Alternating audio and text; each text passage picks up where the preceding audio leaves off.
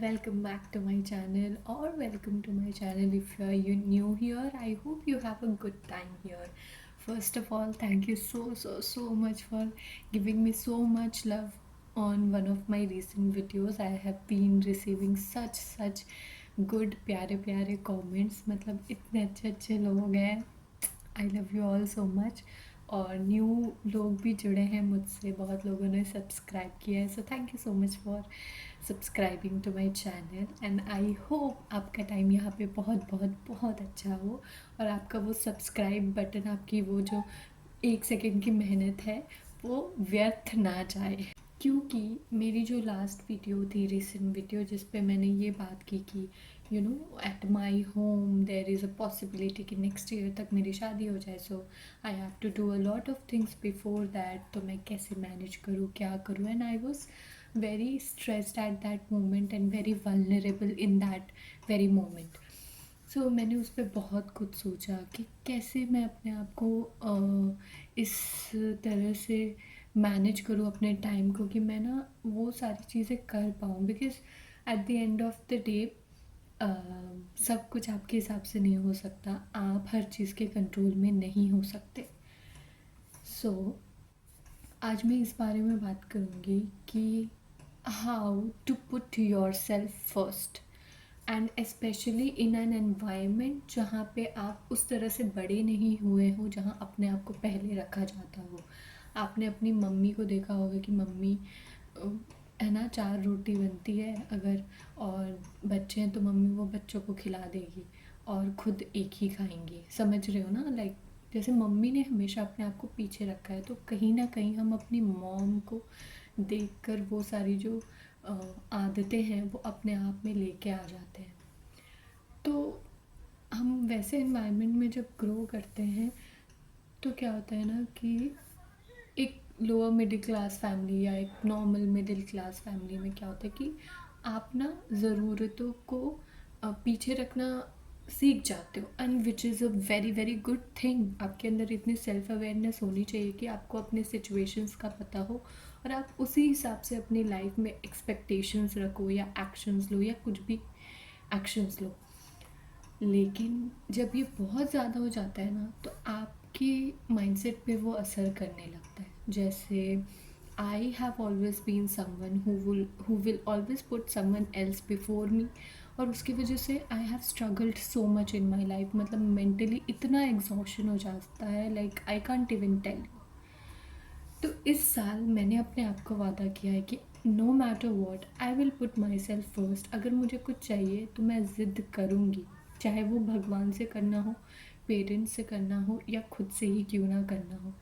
खुद से ज़िद की बात मैं इसलिए कर रही हूँ क्योंकि मैं कभी कभी बहुत प्रोक्रेस्टिनेट करती हूँ. तो मुझे खुद से ज़िद करना हो कि no, you can do this, तुमको ये नहीं करना है, तुमको उठ के अपना काम ख़त्म करना है. मैं ये इसलिए बोल रही हूँ क्योंकि देखो, जब आप अपने आप को ज़्यादा पीछे रखने लगते हो, अपनी चीज़ों को अंदर रखने लगते हो ना, तो आपको बहुत ज़्यादा सफोकेशन होने लगती है. हम बोलते हैं कि हमें एंग्जाइटी हो रहा है, स्ट्रेस हो रहा है, डिप्रेशन हो रहा है. क्यों हो रहा है, क्यों होता है ये सब? क्योंकि हम ना इमोशंस को बहुत ज़्यादा सप्रेस करते हैं.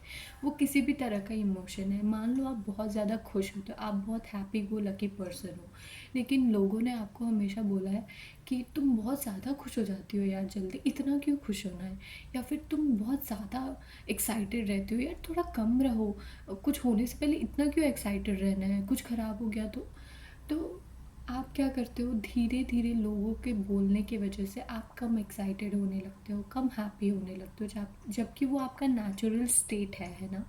तो जब आप वो इमोशन बाहर नहीं लाते, वो अंदर दबता है, और जब कोई इमोशन अंदर दबता है तो सफोकेशन होती है आपको, और वो चीज़ आपके लिए अच्छी नहीं होती. वो फिर एंजाइटी और पैनिक अटैक्स में बाहर आती है. And this is my experience. मुझे लगता है कहीं ना कहीं जो मेरे हेल्थ इश्यूज़ है, जैसे अस्थमा हो गया या थायराइड हो गया, ये सब इसलिए होता है ना क्योंकि वो मेरे इतने सालों के जो इमोशंस मैंने हमेशा अंदर दबा के रखे, अपने आप को कभी पहले नहीं रखा, वो सारी चीज़ें, सफोकेशन, फ्रस्ट्रेशन, ये सब ना बीमारियाँ, फिज़िकल बीमारियों में बन के बाहर आ जाती हैं. अब मैं आपको बताती हूँ, मुझे अस्थमा है, ठीक है. मेरा अस्थमा सबसे ज़्यादा तब ट्रिगर होता है जब मैं परेशान होती हूँ. तब नहीं कि ठंड बढ़ गई, या फिर मैंने दही खा ली, या फिर मैंने बैंगन खा लिया, मतलब ऐसे कुछ फूड होते हैं जो नहीं खाना होता है अगर अस्थमा है आपको, आपको पता ही होगा। या डस्ट, ऑब्वियसली वो सबसे असर पड़ता है पर उतना ज़्यादा नहीं। पर मेरा अस्थमा सबसे ज़्यादा तब होता है जब मैं स्ट्रेस लेती हूँ। अगर मैं रात को स्ट्रेस में सोने गई हूँ, स्ट्रेस बहुत ओवर थिंकिंग करके, तो जब मैं सुबह उठती हूँ मेरी सांस, मतलब मैं सांस भी नहीं ले पाती हूँ। क्यों? क्योंकि वो मेरे इमोशंस इतने हावी हो जाते हैं मुझ पर। मैंने ये नोटिस किया है कि जब भी मैंने अपने आप को सबसे ऊपर रखा है, जब भी I have felt much much better. थोड़ी देर के लिए आपको लग सकता है कि क्या मैं सेल्फिश हो रही हूँ, बट उसका रिज़ल्ट बहुत अच्छा होता है। आप अपने आप में बहुत बेटर फील करते हैं। मैं आपको बताती हूँ, जैसे मुझे यूट्यूब बनाना है, मेरे घर में किसी को नहीं पता है कि मैं यूट्यूब चलाती हूँ। मम्मा को पता है, but mom also doesn't know exactly what I do, but she knows that I like making videos and I am making videos. और मैं मम्मी को बोली हूँ कि मैं यूट्यूब पे डालती हूँ, मैंने मम्मी को बोला है। एंड माई मम्मा इज सब, वो सपोर्ट करती है मम्मा। घर में मुझे नहीं लगता सब उतने ज़्यादा सपोर्टिव होंगे। एंड इट्स नॉट लाइक कि तुम लड़की हो तो तुम्हें नहीं करना चाहिए या ये अच्छा नहीं है। It's just like they are very protective of me, because I have been very sensitive and I have been in such situations जहाँ पे मुझे लोगों ने फंसाया है। So they they are protective about me, that's it. इस मतलब आपकी फैमिली आपको लेकर प्रोटेक्टिव हो जाती है अगर आप एक सेंसिटिव चाइल्ड होते हो तो, और यू you नो know, जल्दी लोगों की बातों में फंस जाते हो तो। लेकिन मुझे ये करना ही था। और मैं आपको बता रही हूँ, मैं 4 साल से यूट्यूब कर रही हूँ। और मेरा एक चैनल अभी मैं कुछ दिन पहले ही देख रही थी and I was looking at it and I was so happy कि मैं कितनी अच्छी एडिटिंग करती थी। बट यही है कि मैं कंटिन्यू नहीं कर पाई। 6 महीने बनाया, बंद कर दिया। 4 वीडियोस बनाई, बंद कर दी। इतने सारे चैनल खोल खोल के बंद कर दिए। नाउ फाइनली इस वाले चैनल पे मैं एक्टिव हूँ and I will be active, क्योंकि यही एक चीज़ है जो एट दिस मोमेंट मुझे बहुत ज़्यादा खुश करती है। क्योंकि ये मैं अपने लिए कर रही हूँ, यहाँ पे I am putting my self first. I don't think, अभी मेरे अंदर डर भी नहीं है कि मेरा चैनल कल को किसी रिश्तेदार के पास पहुँच गया, उन्होंने बता दिया तो क्या बोलेंगे ये वो। मुझे डर नहीं है। I will be just like कि मुझे करना था तो मैंने कर दिया, ठीक है। कुछ गलत तो नहीं कर रही हूँ, किसी को हार्म तो नहीं कर रही हूँ, उल्टा अच्छा ही कंटेंट है ये।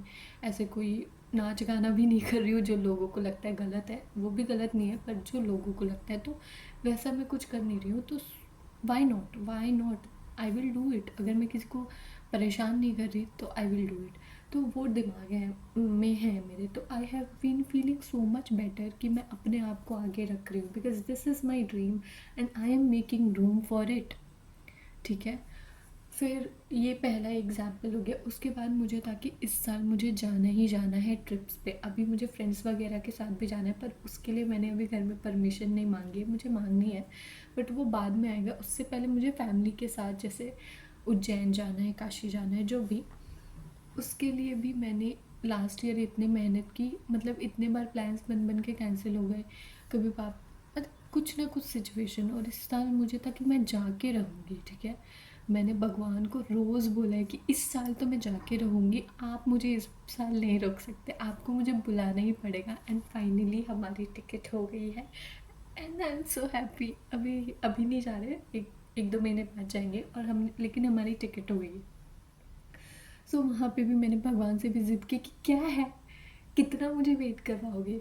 मम्मी फिर पापा को भी मैंने बोला कि पापा करो करो करो, क्योंकि ऑब्वियसली पापा लोग को छुट्टी नहीं मिलती है। या फिर बहुत एक एक मिडिल क्लास फैमिली में एक ट्रिप पे जाना मतलब आपकी ना एक पूरे महीने के बजट पे बहुत बड़ा स्ट्रेन आता है। बट मैंने बोला कि मैं पैसे सेव करूँगी एंड वी विल गो। और मैंने पैसे सेव किए हैं उसलिए कि आज इस साल तो मैं जाके रहूँगी। आई डोंट केयर, मुझे नहीं चाहिए स्किन केयर विन केयर, मतलब I am literally not using skin care. मतलब अभी I am using a moisturiser and sunscreen बस, मतलब। और मैंने सोचा था जो चीज़ें खरीदनी थी मैंने नहीं खरीदी। मैंने बोला स्किन केयर होते रहेगा बाद में, शक्ल कौन देख रहा है, मुझे जहाँ जाना है मुझे वहाँ जाना है। तो उसके ऑब्वियसली, क्योंकि स्किन केयर वगैरह यार महंगा आता है, एक प्रोडक्ट 400-500 का आ रहा है। तो मैं 4 चीज़ें खरीदूँगी, 2000 चला जाता है एक महीने में। फिर वो 2 महीने ही चलेगा, फिर नया खरीदो। तो इसलिए I am saving money and I will be, and मैं आई विल बी लाइक कहीं भी जाना है मैं पैसे दूंगी, चलो। तो इट्स लाइक कि जो मुझे चाहिए मैं वो करके रहूँगी। एंड अब जब आप अपने आप को आगे रखते हो ना, तो आपका कॉन्फिडेंस इतना ज़्यादा हाई हो जाता है, इतना ज़्यादा आपको बेटर फील होता है अपने आप में। और आपके पास पता है नेचुरली इतनी अच्छी अच्छी अपॉर्चुनिटीज़ आने लगती है। हम सोचते हैं ना कि मुझे अपॉर्चुनिटी नहीं मिल रही, बट पता है ये सारा खेल माइंडसेट का है। अगर आप मन में ही अपने आप को ऊपर नहीं देखते, अगर आप मन में ही अपने आप को ऐसा नहीं देखते कि हाँ मैं ये चीज़ कर सकती हूँ, मैं अपने आप को सबसे आगे रखती हूँ, अगर आप मन में ही अपने आप की रिस्पेक्ट नहीं कर रहे हो ना, तो आपके पास अपॉर्चुनिटीज़ भी नहीं आएंगी। और जब आप धीरे धीरे अपनी चीज़ें करने लगो, और putting your self first is doing the smallest things that you love. ठीक है, अब वो बताती हूँ। जैसे आपको लोगों ने बुलाया कि चल बाहर चलते हैं घूमने, ठीक है, लेकिन आपका मन नहीं है, आपको था कि आज मुझे बुक पढ़नी है, तो आप बोल दो कि यार आज नहीं हो पाएगा, मैं तो मेरा ये प्लान था और मुझे ये करना है। जब आप वो चीज़ को मना कर दोगे, ये लेकिन हाँ हमेशा मना मत करो, बाहर भी जाना चाहिए। हाँ, लेकिन जब आप उस चीज़ को मना कर दोगे और वो करोगे जो आपको पसंद है, you will feel so so so much better यार, so much, I can't even tell you. और फिर वो ना धीरे धीरे कॉन्फिडेंस बढ़ता है खुद में, क्योंकि आप ना अपने साथ किए हुए प्रोमिस को पूरा करते हो। आपके अंदर फिर डिसिप्लिन आने लगता है और आप अपने आप को थोड़ा ज़्यादा रिस्पेक्ट भी करने लगते हो कि हाँ I can make things happen, I can put myself first. And फिर उसके बाद जो अपॉर्चुनिटीज़ आती है ना, धड़ाधड़ धड़ाधड़, उसके बाद आप भी ना उनको मैनेज नहीं कर पाओगे, इतना ज़्यादा हो जाता है। और एक चीज़ है कि हमेशा अपनी कम्युनिकेशन को क्लियर रखो, अपनी एक्सपेक्टेशंस कि आप क्या एक्सपेक्ट करते हो और आप क्या दे सकते हो सामने वाले को, वो क्लियर रखो। जैसे मेरे जॉब का जो सीन है उसमें ये है कि आई एम वर्किंग, पर मेरी हेल्थ कंडीशंस उनको पता है एंड दे अंडरस्टैंड। सो उन्होंने मुझे वो एक फ्लेक्सिबिलिटी दी हुई है कि हाँ आपको जितनी छुट्टी चाहिए आप ले सकते हो, एंड उस हिसाब से आप काम मैनेज कर लिया करो। वो मेरी हेल्प भी करते हैं, जब मेरी तबीयत ख़राब होती है तो मैं उन्हें बोल देती हूँ कि ये काम मुझसे नहीं हो पा रहा है, तो मेरी हेल्प कर देते हैं कि हाँ आप ऐसे ऐसे मैनेज कर लो, एंड आज छुट्टी ले लो, कल थोड़ा सा कर लेना, या कल 2 दिन छुट्टी ले लो, आराम कर लो। तो मैं ऐसे भी करती हूँ कि मैं वीकेंड्स वीकडेज़ पे छुट्टी ले लेती हूँ, आराम करती हूँ, और कभी संडे को बैठ के एक बार में ही सारा काम कर दिया, या एक दिन सुबह उठ के 4 घंटे बैठ के 5 से 9 बैठ के एक ही बार में सारा काम कर दिया, फिर मैं रेस्ट कर रही हूँ पूरे दिन। ऑब्वियसली उनको इन्फॉर्म करती हूँ मैं हर चीज़। तो ये जब क्लियर एक्सपेक्टेशन रखने के बाद ना मेरी हेल्थ बहुत ठीक हो गई, क्योंकि पहले मैं क्या करती थी, मैं उनको बताती ही नहीं थी और मैं दिन भर काम ही करती रहती थी। और क्योंकि मेरी हेल्थ ठीक नहीं थी, तो मैं जो काम को मैं 2 घंटे में कर सकती थी, उसमें मुझे 5 घंटे लगते थे, तो मेरा वर्किंग आवर्स भी बढ़ जाता था। जब मैंने ये सब क्लियरली रखा आगे कि मुझे प्रॉब्लम हो रही है ये, तो उन्होंने मेरी हेल्प की, एक फ्लेक्सिबल रूटीन बना के मुझे दिया कि हाँ आप इस टाइम पे ये टाइम्स ब्लॉक कर लो, इस पे काम करो, चेंज कर लो, या सुबह काम करते हो तो आप सुबह ही काम करो। तो पता है वो भी बहुत अफेक्ट करता है जब आप क्लियर है। तो आई नो ये हर जॉब में इजी नहीं है, हर जॉब में ये अवेलेबल नहीं होता है ऑप्शन, बट मेरा क्योंकि एक क्रिएटिव जॉब है इसलिए यहाँ पे ये ऑप्शन अवेलेबल है। I am a content writer और सोशल मीडिया मैनेजर, ये सब है, तो उसमें मुझे वो फ्लेक्सिबिलिटी है, इसीलिए ना। और वो कोई भी रिलेशनशिप हो, बी क्लियर कि मुझसे इतना ही होगा, मैं इतना ही कर पाऊँगी, फिर वो सामने वाला भी आपकी हेल्प करेगा अगर आप क्लियर रहोगे। अगर आप खुद के मन में बनाते रहोगे कि नहीं यार मैं तो मना नहीं कर सकती, या नहीं यार मुझे तो करना ही पड़ेगा, मुझे महान बनना है, मुझे अच्छा बनना है, आप एकदम लास्ट में ना एकदम दिमाग ख़राब हो जाएगा और फिर आप फट जाओगे एक दिन, पता है। और वो फिर पता है किसी के लिए अच्छा नहीं होता है लिटरली। इसलिए please please please put yourself first यार, please, you deserve so so so much better, you don't even no.